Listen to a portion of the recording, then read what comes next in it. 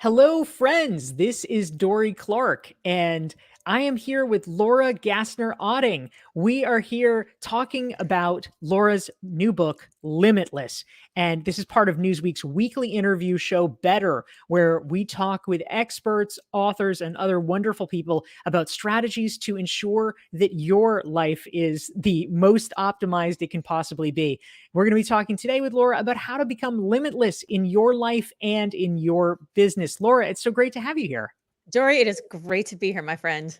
Excellent. Well, in your limitless quest, I happen to know you are a marathon runner. You just ran the New York Marathon, and you completed it while injured with a sprained ankle. Is that right? How does this fit into limitless? And what if we are not as tough as you are? It's such a funny question because I got asked just the other day what lessons from my book I can put towards the marathon. And I went into this marathon. I ran Boston a month ago. By the way, I ran my very first mile of my life 10 years ago when I turned 40. So it's not like I've always been this crazy athlete. The people who know me now think of me as an athlete. And when they call me that, I'm still like, who are they talking about? It's definitely not me. And by the way, I hate running. I hate everything about running. But I ran Boston a month ago and I had stomach issues around mile 18. And I was like on my way to get a 4-hour pace. And I really wanted a 4-hour, marathon. Like I really wanted that. And it didn't happen. So the next day I woke up and I called the friend I was running with and I said, what if we got last minute bibs to New York? Like it's only in 4 weeks. We could either train for 4 months for New York next year, or we could just stay in shape for 4 weeks for this year. And she said yes. And so we got these last minute bibs. And then we go to New York City and we're running the marathon. And at mile 4, I trip over my own feet because, again, I'm not really an athlete. And I sprain my ankle, but I pop back up and I keep going because, there's like 20,000 people behind me. And I thought I was going to get run over and trampled. So we're going and we're running and it's hurting, but it's not hurting any worse. It's not hurting any less. It's not hurting any worse. And we're running and we're running and we're running. And I get to the point where I've got like 4 miles left and I'm trying so hard to hold on to the sub 4-hour idea because anyone who runs a marathon, there's like sub 4-hour runners and non sub 4-hour runners. It's like, that's like the moment where you become like legit and not elite, but like legit. And I got to a point where I thought, I'm not going to do it. I'm not going to make it. I've run all these miles on the sprained ankle and I'm not going to make it. And I'm so sad. And then I had this moment where I realized that the whole reason why I was sad was because I have this external definition of success that's 4-hour marathon that somebody put in my brain that has nothing to do with anything. And the fact that I was actually able to finish, like I'm sad, sad, sad about the fact that I finished in 4:02, but I'm proud, proud, proud that I had the grit and the tenacity to keep going. And I found it within myself the strength to just get there. And so I don't know. I guess I could look at it and say it was a failure. I didn't make a sub 4-hour marathon I just or cannot relate to this at all. but for me it's like I guess there is success in knowing that, like, as I mentioned before we started recording, I'm going to have 3 weeks of pain, but I've got 3 decades of a great story that I can tell now. So maybe that's success and maybe that's okay. And maybe that's how we become happy with the things that we do because we set goals that actually matter to us and not everybody external. Well, I think that's a great starting point to explore this question of how to become more limitless in our business and our lives. If you are tuning in and joining us, we are here with Laura Gassner Otting. She's the author of the book Limitless: How to Ignore Everybody, Carve Your Own Path, and Live Your Best Life. Marathons are not inherently part of this, although they could be. And if you are joining us, please type into the chat box and let us know who you are and where you are tuning in from. We'd love to hear from you and we'd love to take your questions for Laura. Now, Laura, something that I'm curious about, this is actually a good segue. You mentioned that this idea of the elusive 4-hour, sub 4-hour marathon.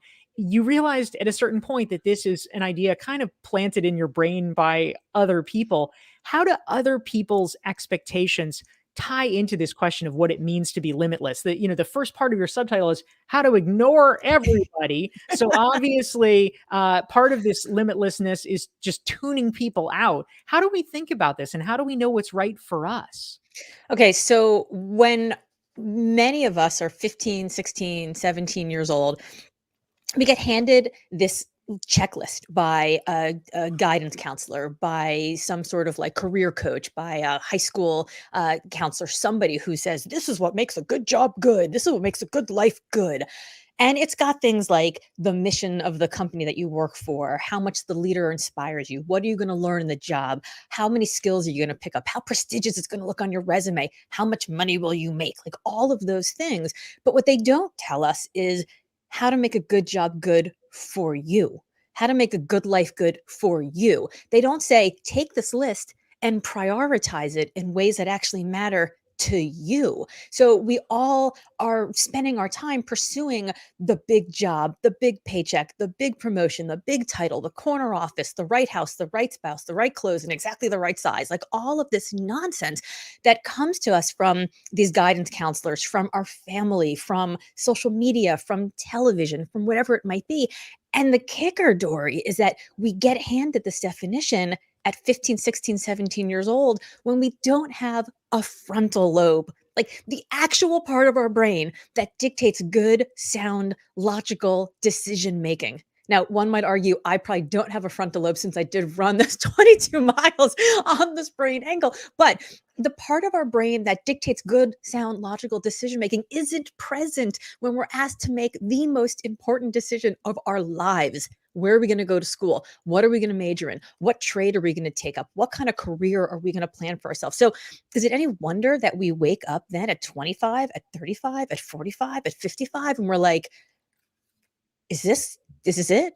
Is this all there is? Is this my life? Like I filled in all the boxes, they're all full, and yet I still feel empty. Why? And it's because we've spent our lives pursuing someone else's definition on somebody else's road to somebody else's path to somebody else's success. And then we haven't figured out our own. And so all of those things that we read about, like midlife crises and soul searching and figuring out the definition of the meaning of life and all of that, is because we just didn't have time in the beginning to figure out the meaning of life for us. And so that's what I do in the book, is I try to walk people through how to figure that out so that you were actually pursuing a definition that makes sense to us, because some of us are going to want to cure cancer, and that's awesome. Some of us are going to want to, you know, have a job that pays us enough so that we can get out of debt, when we can give our children the opportunity to make choices financially that we were not able to make. Some of us just want to buy a Maserati and a beach house. And all of those things are okay. But when we allow other people to have votes in our lives, especially those people who shouldn't even have voices, we get stuck living someone else's life. And you know, as an entrepreneur, and I know that you can't be insatiably hungry for someone else's goals, for someone else's ideas, for someone else's life. And so it's really important. That's why the first part of the subtitle, as you said, is how to ignore everybody, because the first thing we have to do is stop letting other people define who and how and what we should be. Yeah, I think that's really powerful and important. We're here with Laura Gassner Otting, the author of the book Limitless. If you want to learn more about Laura and check out her work, go to her website, Hey LGO. That stands for Laura Gassner Otting, heylgo.com. And we're talking about limitlessness.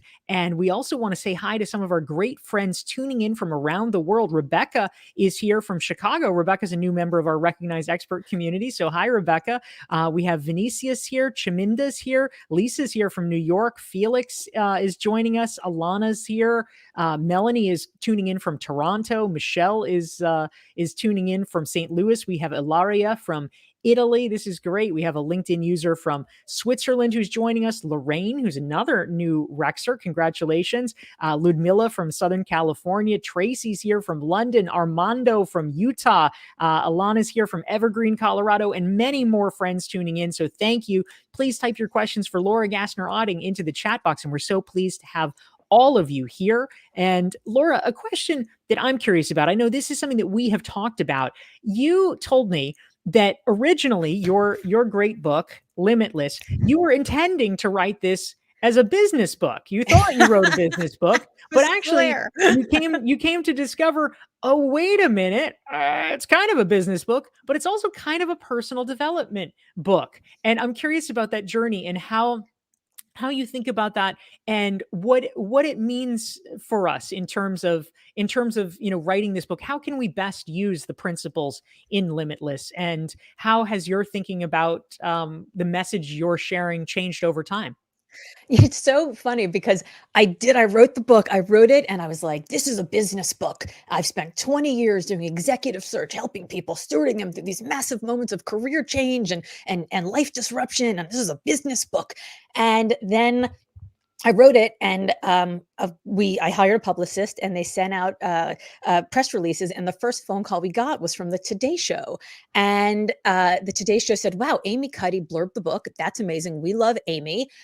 So we checked it out, and we think the book is cool, and we want you to go on the 9 o'clock hour, which is Hoda and Jenna Bush, which is mostly like stay-at-home moms, and it's kind of lifestyle stuff. And I was like, what are they talking about? Like, I'm a serious human and I wrote a business book and I can't believe they're putting me on with the stay-at-home moms and that doesn't make any sense. And How dare they put me on the Today how Show? dare they So put me on the offensive. Today Show? I mean, hilariously, the very first interview I ever did about Limitless and the very first interview I ever did on television was on the Today Show. So talk about trial by fire. Surprise! Crazy. You better figure it out. Get better immediately. And and so I go on the show and I do the like, okay, I'm going to do the thing and I'm going to wear the muted colors and the muted makeup and the muted hair and I'm going to wear pantyhose. The first time in 20 years I put on pantyhose, and I went in to like be the person that they wanted. And I will tell you, I don't think I sold a single book from the Today Show. And after like 3 months of like being out there doing the podcast, doing the stuff, I went on Good Morning America and I was myself. I wore pants, I wore dark colors, I was me. And I like was moving and standing and talking and sassy and moxie and all the stuff.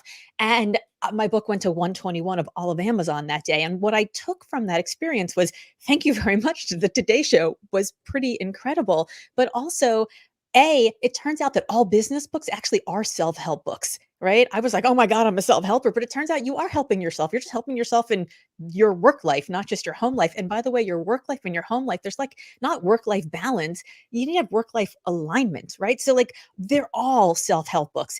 And also, shame on me, because I was like, self-helpers, so that's not serious stuff. And what I realized is I brought the help, but people have to bring the self. And you know this in your Rexter community, which I also have been so privileged to be part of.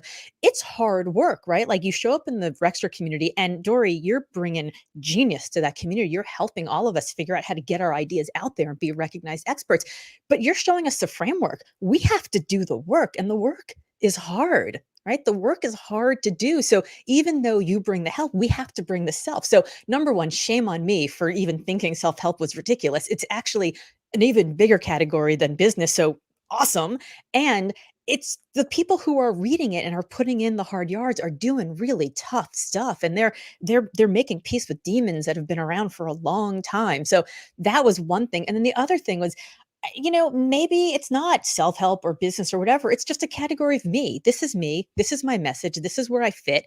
And figuring out how to just be me and bring my voice and my energy in the way that I do it. There will be people who love me for it, and there will be people who I don't resonate with. And that's okay. Not everyone has to be your people. You just have to find the people who are your people and serve them like crazy. And so that's really what I started doing. Was I started realizing that I just had to be my own definition of like the fullest version that I can be. It's I write about this in the book. It's fun. There's a great article from Harvard Business Review from like a million years ago about your fundamental state of leadership. And it's those moments, those moments, Dory, where you feel like you can walk through walls, you can leap over fire. You're like, You you can are run a just marathon on a sprained ankle. you can run a marathon on Yeah. a sprained ankle. But it's those moments when the very best of who you are is being called upon to solve a problem you actually care about, and you're being rewarded for solving that problem, whether it's financial, karmic, emotional, whatever it is, in a way that matters to you. Like those are the moments when like you are in consonance, you're in alignment, you're in flow. What you do matches who you are. And for me, it was really just a matter of saying, is it self-help? Is it business? Is it, muted colors? Is it bold? Like, who am I? And when am I at my very best? And then leaning into that energy with everything I have. That's really what I found to be where I resonated the most with the people who really needed this message. Yeah, that's powerful. Thank you, Laura. And we just want to greet some of the great friends that are tuning in from around the world for our weekly Newsweek interview show. Better, we have Liz, who's here from Reston, Virginia. We have Lorraine tuning in from Paris. Brad is here from Western Kentucky. We have a LinkedIn user from the UK. Tracy's here from Hollywood, Maryland. Dane is here from Minnesota. We have so many great friends. We have Christine from Greenville, Tennessee. Oh, look at that, Greenville, Tennessee. I have visited Greenville, Tennessee, the only Greenville in all of America with an E on Greenville. So nice to have you here. Fantastic. So Chaminda has a question, Laura, that I think is apt. So again, the first part of your subtitle in Limitless is how to ignore everybody, carve your own path, and live your best life. But Chaminda says, wait a minute, we shouldn't be ignoring everybody all the time, right? When do you think it's appropriate to listen to external feedback, and when should we in fact ignore it? How do we draw that distinction, Laura? Yeah, so, admittedly, it's a bit of a, like, sassy title to get some attention, so you shouldn't ignore everybody, but there are a lot of people you should ignore. So, there are people in your life who you will tell them about some, like, crazy, hairy, audacious goal you have, and they're going to respond with something like, "You can't do that. That's too scary." And what they really mean is, "I could never do that. I'd be too scared," right? So there are people who plant little, like, cancerous cells in our brain about our hopes and our dreams, and we ignore them, we think consciously, but subconsciously that cancer starts to, like, fester and grow, and then something goes wrong or it gets hard, or maybe we hit a stumbling block and all of a sudden we're like, "Oh, yeah, that old friend that I ran into, they told me they were right. They were right." And those are the kinds of people that when they start seeping into our brain, we have to start thinking, are they part of my family, or are they just part of, like, the noise that's out there? And yeah, I just said family, right? So family is like the friends and the family, the combination of the people that you have. Some people call it a personal board of directors. People might call it, your cabinet, your kitchen cabinet, anything. But these are the people who you surround yourself with. So I love my parents. They're wonderful. They were incredibly supportive parents growing up. But the last time I lived in the same house as my parents, I was 17 years old, and I put the empty milk back in the refrigerator. I left my socks in the middle of the living room. So when I would tell them things like, "I'm going to leave the big marquee search firm and start my own business," they were like, "Are you sure you're able to do that? Are you sure that's a wise idea? Like, you're on partner track." It's not because they didn't think I could do it. They just didn't know me. They didn't know me. The person I was at 32 years old was not the person I was at 17. So we have people around us who love us and they want to protect us. And they say, "Are you sure you should do that? Are you sure that's a good idea?" Or maybe they're scared because they can't do it. "Oh my God, I'm so scared. How can you, are you sure you want to do it?" Or maybe they're jealous, right? We have a lot of people in our lives who measure their own level by our level. So if we rise, they think it's a zero sum game, and then they think they're falling. When in fact, success is not like pie, right? Like there's enough for all of us at the top. We can all climb together. We can all bring people up with us. Again, it's one of the things I love about your Rexer community is that it's all about everyone being successful. And I think that that's such a beautiful thing. So the people that you should ignore are the people who are loving you, or or are fearful for you, or are jealous of you. The people you shouldn't ignore are the ones who know who you are today, the ones who listen to your hopes and your dreams and your excitement, and they don't tell you what to do. They don't start with things like, "You need to," or "You have to." They start with questions like, "Well, what are your goals, and what would success look like? Where do you want to get to? What kind of support do you need?" The people who are asking you questions and who are opening up opportunities and who are not telling you you're wrong, but maybe asking you some questions to make sure that you've thought about all of the, potential risks, those are the ones that you should be listening to. Yeah, that's great, Laura. I love that. My favorite line, because I do in fact like to tell people what to do, is here's exactly what you should do. By the way, you can ignore me. That's okay. Because yes, you want to draw out what is best for the other person. So I And, love that. there are some moments, right? Like you were here at my home last week and I asked your advice about something very specifically. So if I'm asking for somebody's advice very specifically and you say, "What you need to do is this," okay, I can take that. I can think about it. A lot of times we also get criticism from people and that criticism hurts.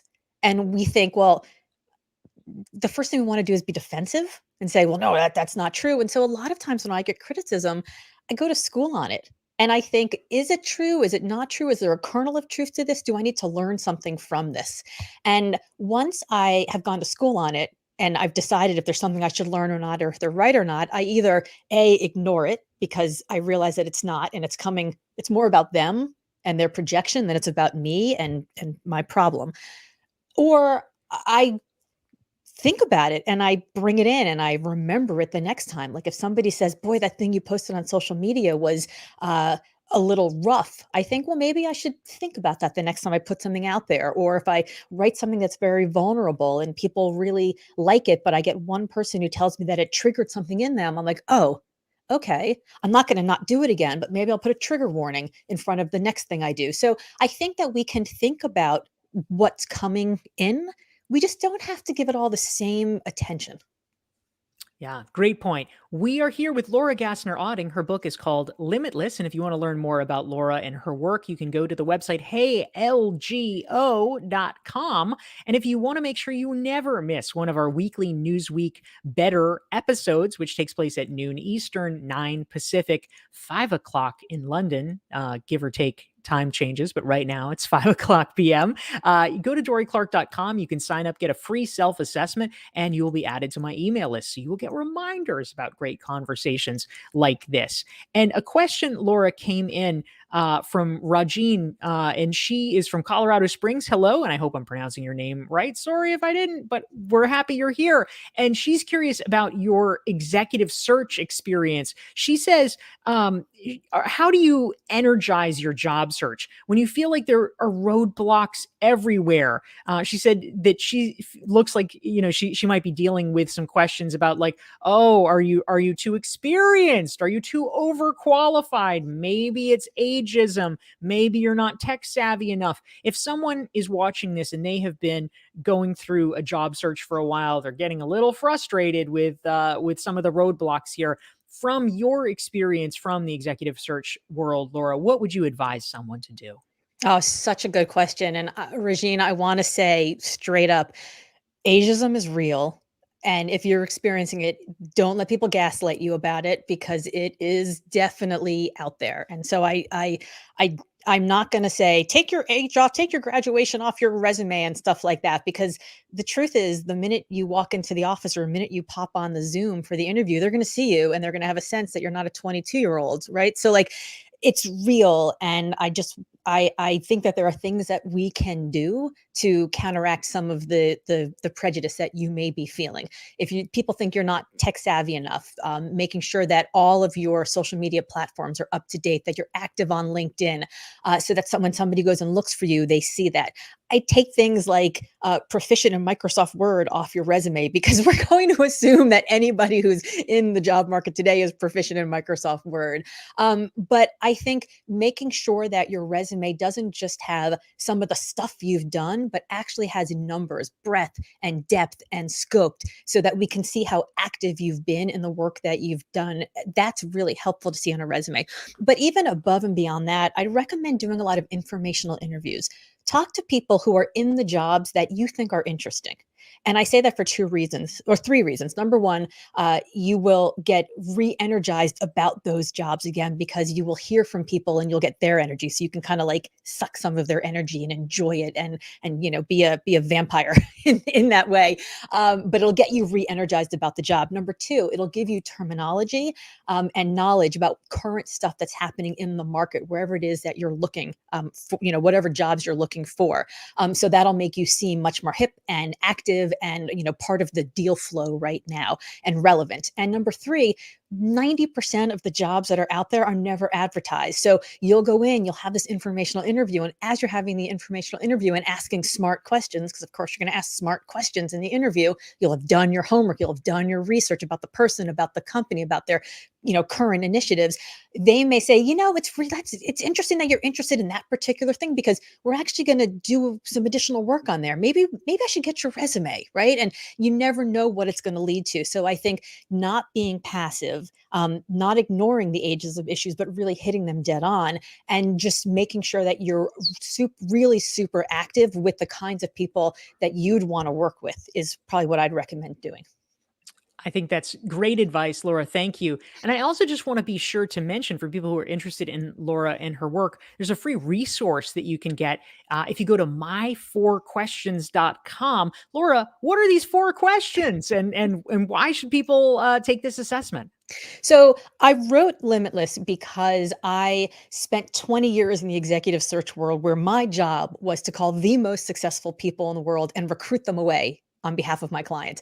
And it would sound like it would be a really hard job, except the truth is, despite all this success that so many of us have, we all feel like the next big thing is with the next big thing, right? So we're all like, when's the next job? When's the next promotion? When's the next raise? So my job was to call thousands of super successful people and recruit them away. And the job was pretty easy because despite all that success, they weren't really all that happy. And so I spent some time thinking about why it is that they weren't really happy, and also looking at my own career. Why did I leave the White House in, the middle of an administration? Why did I leave the big search firm when I was on the partner track? Why did I leave the company that I built when I could just ride off into the sunset and not work that hard, and just let it roll? Because I felt like I wasn't in consonance. I had this moment where I wasn't learning more things, I wasn't growing, I wasn't changing, and I knew that there were things that would make me happier, just like the handful of people I wasn't able to recruit away in the course of those 20 years of executive search. And what I realized was that there were 4 things that make anybody really happy, really successful, really sort of connected and aligned in the work that they're doing. And they're calling, connection, contribution, and control. And I'll just give you 2 sentences on each one. Calling is that motivational force, that gravitational force that gets us out of bed in the morning. It's the business you want to build, the job, career that you'd like to grow. It's the cause you want to serve, the leader who inspires you, the family you want to nurture. Connection. Does your work actually matter? If you called in sick tomorrow, would anybody notice? Would anybody care? Right? Is the work that you're doing connected on a daily basis to the calling that you want to serve? Contribution. So if connection is all about the work, contribution is really all about you. So how does this work contribute to the career trajectory you'd like to have, to the business that you want to build, to the values you want to manifest on a daily basis, the lifestyle that you'd like to have? How does this work contribute to the life that you want? And then lastly is control. How much personal agency, how much control do you have over the teams to which you're assigned, whether or not you're in line for a promotion, how much money your hustle is going to earn you? Can you control how much your work connects to that calling and how much it contributes to your life? And so there are 4 questions, one for each of these 4 C's: calling, connection, contribution, and control. And if you go to my4questions.com, it takes about 3 minutes in total, and you'll be able to figure out how much of each of these you have, how much of each of these you want, and some very specific questions and tools that you can use today to help get yourself towards consonance. I love it, Laura. That's great. Again, we have been here with Laura Gassner Otting. She's the author of the book Limitless. You can learn more about her at heylgo.com. And you can make sure that you never miss one of our weekly Newsweek Better shows. You can follow me on LinkedIn and also subscribe to my LinkedIn newsletter where you can get reminders for these shows at dorieclark.com/LI for LinkedIn. And Laura, I think we have time for probably just one more question. And I wanted to grab this one from Mitch, who is centering on a theme that I've seen in the comments from a lot of people. He says it's an interesting dynamic to see how much weight people put on the comments or opinions of complete strangers. Laura, do Yes. you have tips for helping us avoid allowing this to happen? Just about anybody who's active on social media has probably experienced this at one time or another. What would you recommend? Oh, it's it's very funny because I have talked to so many of our mutual friends who are speakers, who are authors, and every one of them will tell you, I can't remember anything that any of the 4 and 5-star reviews have said, but I can quote for you verbatim the 1 stars, right? Like we totally take it to heart, and we listen to it and we hear it. So I can't tell you what you should do, but I can tell you what I have done. And what I've done is I've just leaned into them. I screenshot them, I post them on social media. I use them for humility. Sometimes I'm like, oh, okay, well, this person said that, my writing was trite and stale style and lacked energy. Now, anybody who knows me would not say that I lack energy, right? Like I don't even drink coffee. Like this is just who I am. So so much of what we hear, so much of the opinion that we get from complete strangers hurts us because it feels so completely opposite from who we think we are. And it's like surprising because it's like, I don't really lacking energy. Okay. If somebody says something and you're like, yeah, that actually feels, that hurts me because it's like uncomfortable because maybe it's true, like I said earlier, go to school on it and maybe do some thinking about it and talk to some of those people in your family. Is this true? Do you see this in me? Are there things that you think I should change, I should work on that are different? And take those couple, two, three people, not more than that, but who you really trust and who you admire and who take you seriously and who know you. And have a conversation about it and then bless and release. But if it's something that's so completely opposite than who you are, see the humor in it, like understand that most of the time 99.9% of the time, people's comments about you are more to do with how they feel about themselves and how they feel about themselves in relation to you and your success than anything else. It really has very little to do with us.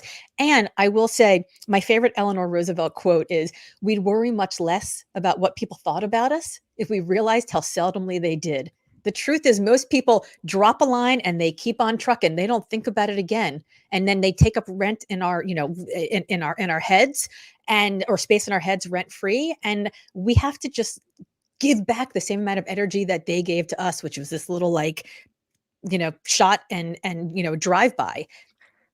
And it's irrelevant. Absolutely, yes. It is very much online comments are indeed often very much like a drive-by shooting. So I Right. think that's probably a pretty good metaphor. We've been here, Newsweek friends, with Laura Gassner Otting, author of the book Limitless. Thank you all for tuning in this week. We will see you next week. Again, it's at noon Eastern, 9 Pacific, 5 p.m. in London. We're so happy to have all of you here. And Laura Gassner Otting, thank you for joining us. Thanks, Dorie. It was great to see you. Take care, everyone. See you next week.